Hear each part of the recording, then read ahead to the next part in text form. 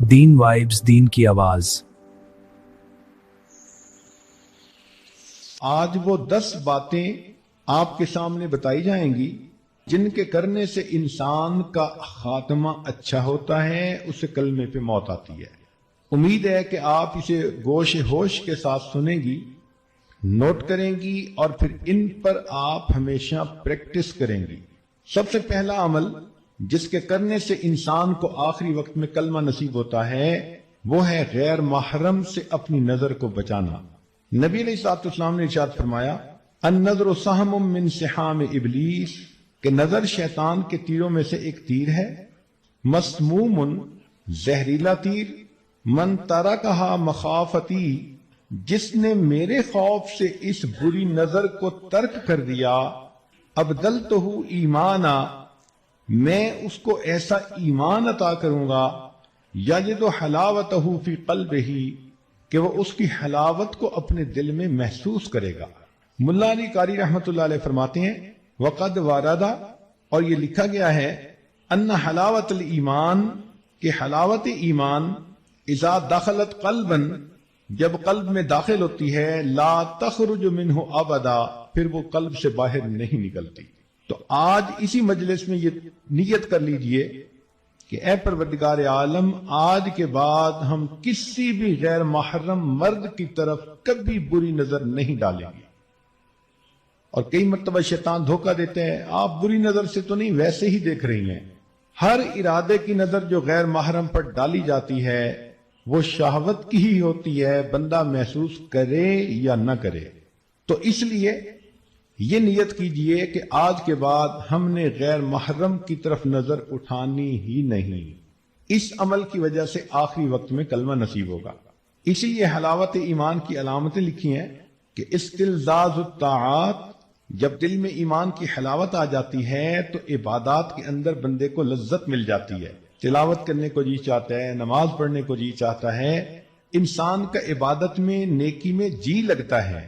ایثارها علی جمیع الشہوات، اور تمام قسم کی شہوات کو چھوڑ دینا بندے کو آسان نظر آتا ہے۔ تحمل المشاق فی مرضات اللہ، اور اللہ کی جو پسندیدہ چیزیں ہیں ان کو کرتے ہوئے جو مجاہدہ ہے اس کو برداشت کرنے کی عادت ہو جاتی ہے۔ پھر فرمایا کہ الرضا بالقضاء فی جمیع الحالات، ہر قسم کے حالات میں اللہ کی قضا پر بندے کو رضا نصیب ہو جاتی ہے۔ تو پہلا عمل تھا بد نظری سے پرہیز۔ یہ بد نظری فزیکلی بھی ہو سکتی ہے کہ آپ پریکٹیکلی کسی مرد کی طرف دیکھیں، اور یہ ٹی وی کی سکرین پر بھی ہو سکتی ہے کہ آپ ٹی وی کی سکرین پر کسی غیر مرد کو دیکھیں، بات برابر ہی ہے۔ دوسرا عمل جس سے کہ آخری وقت میں کلمہ نصیب ہوتا ہے، فرمایا مسواک کرنا۔ یہ مسواک کرنا جیسے مردوں کے لیے سنت ہے، عورتوں کے لیے بھی سنت ہے۔ علامہ شامی رحمۃ اللہ علیہ نے اس کا مسنون طریقہ بتایا کہ مسواک کرتے ہوئے 3 انگلیاں اوپر ہوں، چھنگلیاں نیچے ہو اور انگوٹھا سائیڈ پر ہو۔ وہ فرماتے ہیں مسواک کے بارے میں، من منافعہ، مسواک کے فوائد میں سے یہ بھی ہے تذکیر الشہادت عند الموت، موت کے وقت بندے کو کلمہ یاد آ جاتا ہے۔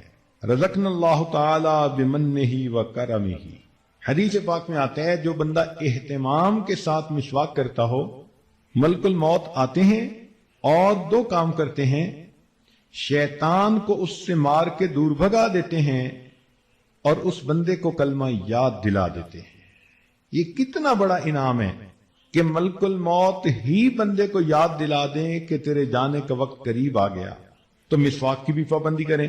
تیسرا، ایمان پر شکر ادا کرنا کہ ہم نے کلمہ پڑھا، ہم مسلمان ہیں، اب اس ایمان پر ہم اللہ رب العزت کا شکر ادا کریں کہ اللہ تیرا شکر ہے، تو نے ہمیں ایمان کی دولت عطا فرمائی۔ اس کی اصول یہ ہے، لئن شکرتم لازیدنکم، اللہ تعالیٰ فرماتے ہیں اگر تم میری نعمتوں کا شکر ادا کرو گے ہم اپنی نعمتیں تمہیں اور زیادہ عطا کریں گے۔ تو جو ایمان پہ شکر ادا کرتا ہوگا اللہ تعالیٰ آخری وقت میں اس نعمت سے محروم نہیں فرمائیں گے۔ چوتھا عمل صدقہ خیرات کرنا۔ حدیث مبارکہ ہے، مشکات شریف کی روایت ہے، ان الصدقۃ تطفئ غضب الرب، کہ بے شک صدقہ اللہ کے غضب کو مٹا دیتا ہے، بجھا دیتا ہے، وَتَدْفَعُ مِيتَةَ السُّوءِ اور بری موت سے بندے کو بچا لیتا ہے۔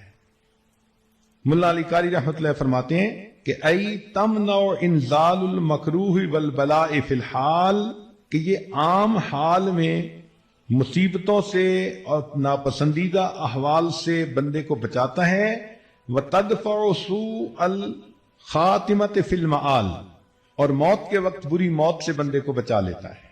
تو صدقہ خیرات جتنا بھی ہو اللہ کے راستے میں کریں، اپنے خاوند سے اجازت لیں۔ ضروری نہیں ہوتا کہ ایک بندہ $10,000 نکالے تو اس کو صدقہ کہتے ہیں۔ آپ نے $1 بھی اللہ کے راستے میں اگر نکالا تو اس پر بھی صدقے کا ثواب ملے گا۔ حدیث پاک میں آتا ہے کہ قیامت کے دن کچھ ایسے بھی خوش نصیب ہوں گے، ایک مٹھی جو اللہ کے راستے میں خرچ کرنے پر اللہ ان کو جنت عطا فرما دیں گے۔ پانچواں، اہل اللہ کے ساتھ بیعت کا تعلق ہونا، قلبی تعلق ہونا، ان کی صحبت نصیب ہونا۔ اس کی وجہ یہ کہ اللہ رب العزت کے پیارے حبیب صلی اللہ علیہ وسلم نے فرمایا، ہم رجال اللہ یشقا جلیسہم، یہ وہ لوگ ہیں کہ جن کے پاس بیٹھنے والا کبھی بدبخت نہیں ہوتا۔ اور بدبخت تو وہی ہوتا ہے کہ جس کو آخری وقت میں کلمہ نصیب نہ ہو۔ تو اس حدیث پاک سے بھی ثابت ہوتا ہے کہ اس تعلق کی وجہ سے اللہ رب العزت آخری وقت میں کلمہ نصیب فرما دیتے ہیں۔ حضرت مفتی محمد شفیع رحمۃ اللہ علیہ فرماتے ہیں کہ میں نے مولانا روم رحمۃ اللہ علیہ کا شعر پڑھا، یک زمانہ صحبت با اولیاء بہتر از 100 سال اطاعت بے ریا، کہ اللہ والوں کی تھوڑی دیر کی صحبت 100 سال کی بے ریا عبادت سے بہتر ہے۔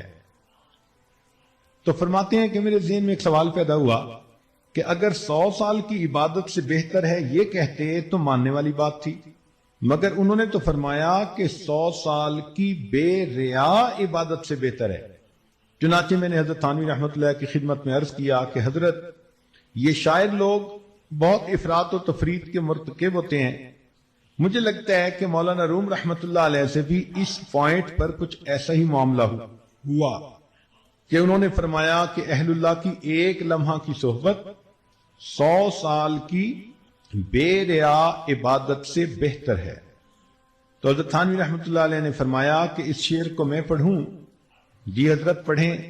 تو حضرت نے پڑھا، یک زمانہ صحبت با اولیاء بہتر از 1,00,000 سال اطاعت بے ریا، کہ اہل اللہ کی ایک لمحہ کی صحبت 1,00,000 سال کی بے ریا عبادت سے بہتر ہے۔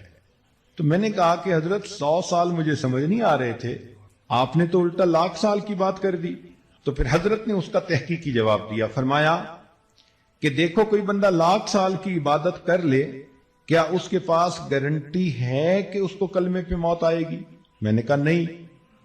فرمان لگے ہمارے سامنے شیطان کی مثال موجود ہے کہ اس نے زمین کے چپے چپے پہ سجدے کیے، لاکھوں سال اس نے اللہ کی عبادت کی، لیکن آخری وقت میں اللہ کے دربار سے دھتکار دیا گیا اور یہ مرتد بن گیا۔ بلم باور کی مثال ہے، 300 سال اس نے عبادت کی تھی، لیکن آخری وقت میں اس کا انجام برا ہوا، قرآن مجید میں موجود ہے۔ تو معلوم ہوا کہ جتنی مرضی کوئی عبادت کر لے، انجام کے بارے میں کوئی گارنٹی نہیں دی جا سکتی۔ تو حضرت نے فرمایا کہ دیکھو یہاں تو اللہ کے پیارے نبی صلی اللہ علیہ وسلم گارنٹی دے رہے ہیں، ہم رجال لا یشقا جلیسہم، کہ یہ وہ لوگ ہیں کہ جن کے پاس بیٹھنے والا بدبخت نہیں ہوتا، یعنی آخری وقت میں کلمے سے محروم نہیں کیا جاتا۔ تو پھر تو ان کی ایک لمحے کی صحبت واقعی 1,00,000 سال کی عبادت پر فضیلت رکھتی ہے۔ چھٹا عمل جس کی وجہ سے انسان کو آخری وقت میں کلمہ نصیب ہوتا ہے، کہ اللہ تعالیٰ فرماتے ہیں کہ یحبہم و یحبونہ، اللہ ان سے محبت کرتا ہے، وہ اللہ سے محبت کرتے ہیں۔ آپ اپنی زندگی میں اللہ سے محبت کریں، محبت کی حرارت آپ کو دل میں محسوس ہو، اللہ کے لیے کھائیں پیئیں سوئیں جاگیں، زندگی کا ہر کام اللہ کے لیے کریں، اللہ کو یاد کریں، راتوں کی تنہائی میں دعائیں مانگیں، لو لگا کے بیٹھیں، جیسے بندے کو محبت کی وارمنس فیل ہوتی ہے، ایسے اللہ رب العزت کی محبت کی وارمنس کو فیل کریں۔ ہمارے مشائخ نے لکھا ہے کہ جو شخص دنیا میں اللہ رب العزت سے محبت کرے گا، اللہ تعالیٰ آخرت میں اس کو اپنے دشمنوں کی قطار میں کبھی کھڑا نہیں فرمائے گا۔ یہ کیسے ہو سکتا ہے کہ بندہ تو دنیا میں اللہ سے محبت کی کوششیں کرتا رہا ہو اور اللہ رب العزت اتنے رحیم، اتنے کریم، اور پھر اسے اپنے دشمنوں کی قطار میں کھڑا کر دے؟ یہ ہرگز نہیں ہو سکتا۔ ساتواں، گناہ سے پرہیز، زنا سے پرہیز۔ چنانچہ حدیث پاک میں آتا ہے وَأَمَّا مَنْ خَافَ مَقَامَ رَبِّهِ، قرآن مجید کی آیت، وَنَهَى النَّفْسَ عَنِ الْهَوَىٰ فَإِنَّ الْجَنَّةَ هِيَ الْمَأْوَىٰ، کہ جو شخص اللہ رب العزت کے سامنے کھڑے ہونے سے ڈرے اور اس نے اپنے نفس کو خواہشات کو روک لیا، اللہ فرماتے ہیں کہ اس کا ٹھکانہ جنت ہوگی۔ اور حدیث پاک میں ہے کہ اگر کوئی مرد ہو کہ جس کو کوئی عورت ذات منصب و جمال، اچھے گھرانے کی ہو اور خوبصورت بھی ہو، اور وہ اپنی طرف متوجہ کرے اور یہ آگے سے کہہ دے کہ انی اخاف اللہ، میں اللہ سے ڈرتا ہوں، تو اس عمل کی وجہ سے اللہ تعالیٰ اس کو قیامت کے دن عرش کا سایہ عطا فرما دیں گے۔ اور یہی چیز عورت کے لیے بھی، کہ اگر کسی عورت کو کوئی مرد اپنی طرف متوجہ کرنے کی کوشش کرے، گناہ کے راستے پہ گھسیٹنے کی کوشش کرے، اور یہ کہہ دے کہ میں اللہ رب العزت سے ڈرتی ہوں، اس عمل کی وجہ سے اللہ تعالیٰ اس کو قیامت کے دن عرش کا سایہ عطا فرمائے گا۔ شاید ہی کوئی عورت ہو، لڑکی ہو، جس کو اپنی زندگی میں قریب کے لوگوں میں سے کسی نہ کسی کی طرف سے ایسا اشارہ نہ ملا ہو، تو اگر کوئی ایسی کوشش کرے تو اس کا ایک جواب انی اخاف اللہ، میں اللہ سے ڈرتی ہوں۔ کوئی فون کے ذریعے رابطہ کرتا ہے، خط کے ذریعے رابطہ کرتا ہے، کسی رشتہ داروں کی محفل میں محبت بھری نظریں ڈال کر اپنی طرف متوجہ کرنے کی کوشش کرتا ہے، مسکراہٹ کے ذریعے اپنی طرف متوجہ کرنے کی کوشش کرتا ہے، یہ سارے عمل ایک ہی مقصد کے لیے ہوتے ہیں کہ گناہ کا تعلق ہو جائے۔ تو اگر کوئی بھی ایسی انویٹیشن کسی کی طرف سے ہو اور عورت آگے سے کہہ دے دل میں کہ انی اخاف اللہ، میں اللہ سے ڈرتی ہوں، اور اپنی عزت کی حفاظت کر لے، اللہ تعالیٰ موت کے وقت اس کو کلمے پہ موت عطا فرمائیں گے۔ آٹھواں عمل، اذان کے بعد دعا پڑھنا۔ چنانچہ جب اذان ہوتی ہے تو سنت یہ ہے کہ مؤذن جو کہہ رہا ہے وہی کہتے رہیں، اور بعد میں پھر اذان کی دعا پڑھیں۔